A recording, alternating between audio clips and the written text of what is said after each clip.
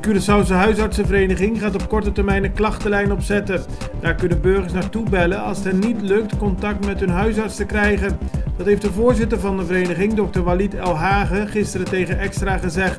De vereniging had eerder op de dag van epidemioloog Izzy Gerstenbloed te horen gekregen dat er veel klachten waren over mensen die zeggen hun huisarts niet te kunnen bereiken.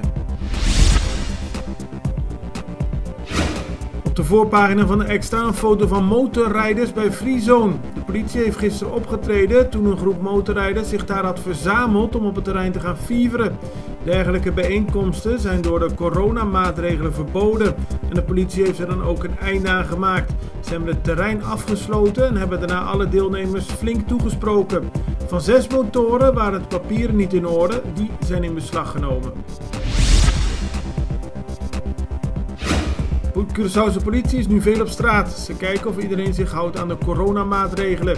Gisteren werd tijdens een van die controles in Santa Helena een man aangehouden waar de politie al een tijdje naar op zoek was. Het gaat om een 25-jarige Curaçaoenaar die ervan wordt verdacht op 22 februari na Tienerparade iemand met een pistool te hebben bedreigd en mishandeld aan de weg naar Wel gelegen.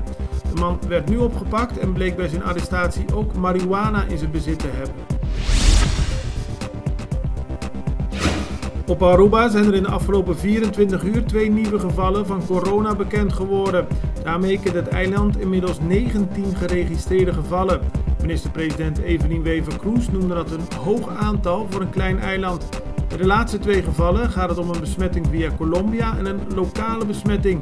Op Sint Maarten is gisteren door minister-president Silveria Jacobs een 3e besmetting op het eiland bekendgemaakt. Het gaat om een bewoner van Sint Maarten die onlangs naar New York is geweest.